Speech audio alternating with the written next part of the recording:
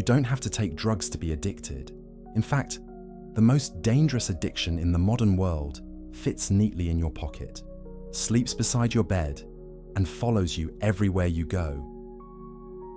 It doesn't come with a warning label. It doesn't require a prescription, and yet it's rewiring your brain every single day. The average person checks their phone 144 times a day. That's once every 6.5 minutes of waking life. But here's the question that matters. When was the last time you felt peace without checking for notifications? We live in a world designed to hijack your attention. Every app, every notification, every endless scroll is engineered by some of the smartest minds on the planet to keep you coming back. And it works. Not because you're weak, not because you lack discipline, but because your brain is doing exactly what it was designed to do: seek reward. The problem is, the rewards we're chasing now aren't real. They're shadows, echoes of satisfaction that disappear the moment you reach for them. And the more you chase, the emptier you feel. This is the dopamine trap, and you're living in it. Before we go deeper, I just want to thank all of our newest subscribers. You're helping build something meaningful here, a space where we can slow down and think clearly in a world that never stops moving. And if you're new to this space, consider subscribing and joining our growing community of mindful thinkers. We're creating something calm in the chaos, and you're invited to be part of it. Now, let's talk about what's really happening inside your brain. Dopamine is a neurotransmitter, a chemical messenger that plays a central role in motivation, pleasure, and reward. But here's what most people get wrong. Dopamine isn't the feeling of pleasure itself. It's the anticipation of it. It's the promise, the chase, the moment before you get what you want. And that distinction changes everything. Think of dopamine like a fire. The more wood you throw on it, the higher it burns, but it never stays lit for long. It flares up bright and hot, and then it fades. And when it fades, you're left in the cold, reaching for more wood. Another notification, another like, another video, another hit. The fire grows, but the warmth never lasts. And over time, you need more and more just to feel normal. This is how addiction works, not just with substances, but with behaviors, with patterns, with the tiny, invisible habits that shape your days. You reach for your phone before you even open your eyes. You scroll while you eat. You check your messages while someone is talking to you. You fill every moment of silence with noise, every pause with stimulation. And slowly, without realizing it, you forget how to be with yourself. The modern world is an overstimulation machine. It's louder, faster, brighter than anything our ancestors could have imagined. And your brain, this ancient, beautiful organ that evolved over millions of years to survive in the wild, is now drowning in a flood of artificial rewards. It wasn't built for this. It wasn't designed to process 1,000 images in 10 minutes, to make 100 micro decisions before breakfast, to be constantly available, constantly connected, constantly on. And yet, here we are. The cost is real. Studies show that constant dopamine stimulation reduces your baseline levels of motivation and satisfaction. In other words, the more you chase quick hits of pleasure, the harder it becomes to feel good doing anything else. Reading a book feels boring. A walk in nature feels slow. A conversation without your phone feels uncomfortable. You've trained your brain to expect constant novelty, constant reward, constant stimulation. And when life doesn't deliver, you feel restless, anxious, empty. But here's the truth. You're not broken, you're not weak, you're just overstimulated. Your brain is doing exactly what it's supposed to do in an environment that's completely unnatural. And the good news is, once you understand the game, you can stop playing it. The ancient philosophers saw this coming.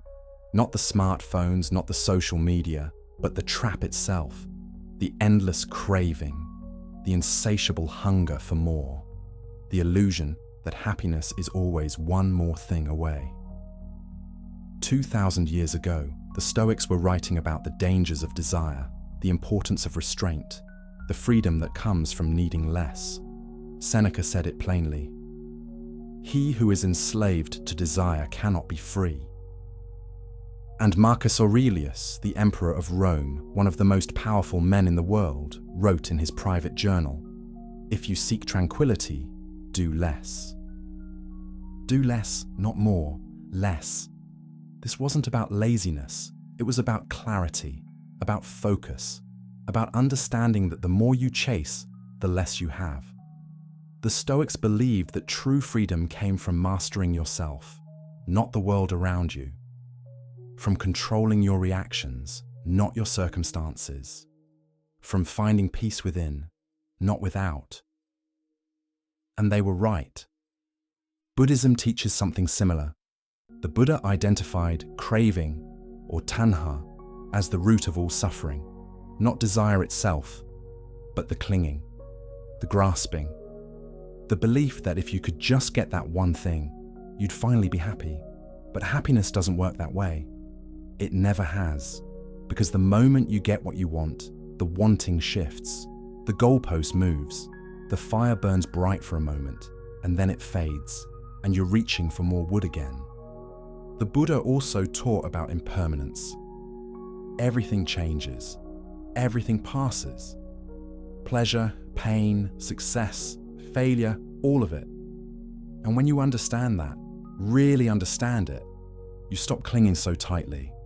You stop chasing shadows. You start to see that peace isn't something you find out there. It's something you uncover within, beneath all the noise. There's a Taoist metaphor that captures this beautifully. Imagine a glass of muddy water. If you keep stirring it, shaking it, moving it around, the water stays cloudy. But if you set it down and leave it alone, the mud settles, the water clears, and you can see through it again. Your mind is the same. The more you stimulate it, the cloudier it becomes. But when you stop, when you allow stillness, clarity returns. This is what we've lost. The ability to sit with stillness, to be alone with our thoughts without reaching for distraction, to let the mud settle. We've forgotten that boredom isn't the enemy, it's the doorway. It's the space where creativity lives, where insight emerges, where you actually get to know yourself. But we've been conditioned to fear it, to fill it, to scroll past it as quickly as possible. And the irony is, the more we avoid boredom, the more bored we become. Because nothing satisfies anymore. Nothing feels enough. You watch a video, and before it's even finished, you're swiping to the next one. You're eating, but you're not tasting. You're listening, but you're not hearing. You're living, but you're not present. You're everywhere and nowhere at the same time. You don't realize how addicted you are until the Wi-Fi drops, until your phone dies and you feel that little spike of panic, until you're sitting in a waiting room with nothing to do and you don't know what to do with your hands. That's when you see it, the dependency, the need, the way your brain has been trained to expect constant input, constant reward, constant noise. But here's the beautiful part. Your brain is adaptable.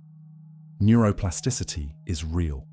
The same brain that learned to crave notifications can learn to crave stillness. The same mind that became addicted to distraction can become addicted to presence. It just takes time, an intention, and a willingness to sit with discomfort for a little while. This is where the concept of a dopamine detox comes in. But let's be clear about what that actually means. It's not about punishing yourself. It's not about avoiding all pleasure or living like a monk in a cave. It's about resetting your baseline, about giving your brain a break from the constant overstimulation so it can remember what real satisfaction feels like. It's about rediscovering the simple pleasures that have been drowned out by the noise. Start your day without stimulation. Don't reach for your phone the moment you wake up. Let your mind ease into the day. Let your thoughts wander. Let yourself be bored for a few minutes. It might feel uncomfortable at first. That's okay. Discomfort is just your brain adjusting. It's not a sign that something's wrong. It's a sign that something's changing. Replace scrolling with silence. Instead of filling every empty moment with content, try filling it with nothing. Sit, walk, stare out the window. Let your mind rest. You'll be amazed at what comes up when you stop drowning it out. Ideas, memories, clarity, the things that matter, the things you've been too distracted to notice.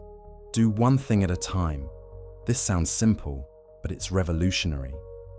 When you eat, just eat. When you walk, just walk. When you talk to someone, just listen. Give your full attention to the moment in front of you. Not because you have to, but because you want to. Because presence is a gift. And the more you practice it, the richer your life becomes. The Stoics had a practice they called premeditatio malorum, the premeditation of evils. It sounds dark, but it's actually liberating.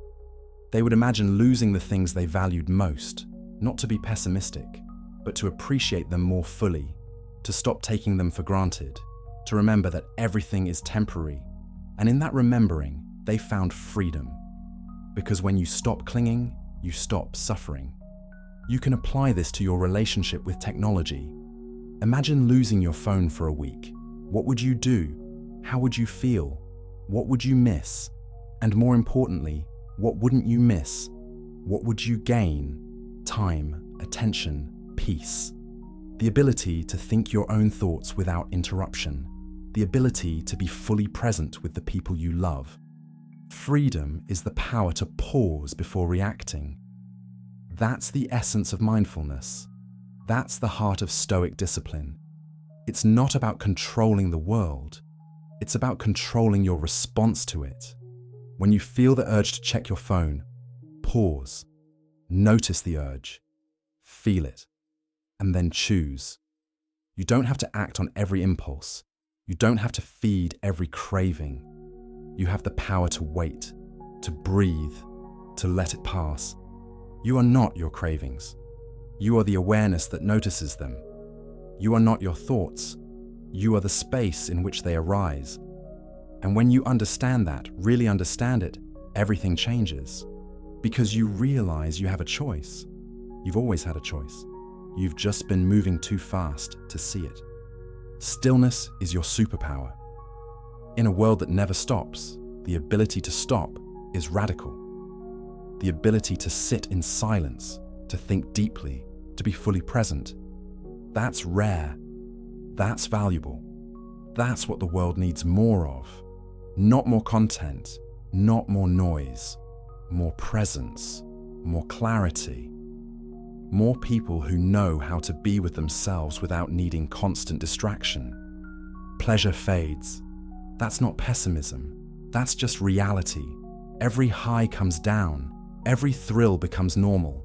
Every new thing becomes old. But peace, real peace, doesn't fade. It deepens. It grows. It becomes the foundation of your life. And unlike pleasure, which depends on external circumstances, peace is something you carry with you. It's not something you find. It's something you are. The ancient wisdom traditions understood this. They knew that happiness based on external conditions is fragile. It comes and goes with the wind. But happiness based on inner stability, on self-knowledge, on acceptance, that's unshakable. That's what the Stoics called ataraxia, tranquility of mind. That's what the Buddhists called equanimity, the ability to remain balanced in the face of life's ups and downs. And here's the paradox. When you stop chasing happiness, you find it. When you stop trying to fill the emptiness with more and more stimulation, you realize the emptiness was never really empty. It was just quiet. And in that quiet, there's everything you've been looking for. Clarity, creativity, connection, meaning, the things that actually matter. Your brain can heal. The The pathways that have been carved by constant stimulation can be reshaped. The dopamine receptors that have been desensitized can become sensitive again. The attention span that has been fractured can be restored. It takes time. It takes patience. It takes a willingness to sit with discomfort and boredom and restlessness without immediately reaching for relief. But it's possible, and it's worth it, because on the other side of that discomfort is a life you barely remember. A life where you can read a book for hours without checking your phone, where you can have a conversation without your mind wandering, where you can sit in nature and actually feel it, where you can be alone without feeling lonely, where you can be still without feeling restless, where you can be present without feeling like you're missing something. You're not missing anything. That's the lie the modern world sells you, that somewhere, someone is doing something more interesting, more exciting, more important than what you're doing right now. That if you just keep scrolling, keep searching, keep chasing, you'll find it. But you won't, because it's not out there. It's here. It's now. It's in the moment you're living, the breath you're breathing, the life you're actually experiencing when you stop looking away from it.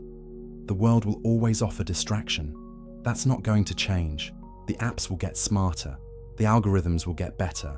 The notifications will keep coming. But you can always choose awareness. You can always choose presence. You can always choose to put the phone down, to step away, to remember what it feels like to be fully alive in your own life. This isn't about perfection. It's not about never using technology or becoming some kind of digital hermit. It's about balance. It's about intention. It's about using your tools instead of being used by them. It's about remembering that you're in control, even when it doesn't feel like it, especially when it doesn't feel like it. Start small. Start today.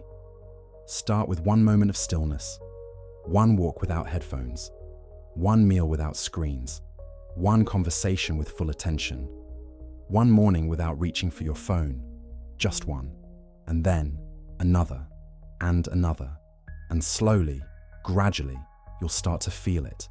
The shift, the clearing, the return to yourself. You don't need constant noise to feel alive. You don't need endless stimulation to feel fulfilled. You don't need to be connected to everything to feel connected to anything. What you need is already within you. It's been there all along, waiting beneath the noise, beneath the distraction, beneath the endless chase for more. When you stop chasing the next hit of happiness, you realize it was never missing, only hidden beneath the noise. And when the noise fades, when the mud settles, when you finally allow yourself to be still, you'll see it, clear as water, quiet as dawn. The peace you've been searching for everywhere else, right here, right now, in the only place it's ever been, within you. If you found peace or value in this message, consider joining our community. We're building something calm in a noisy world, and you're invited to be part of it.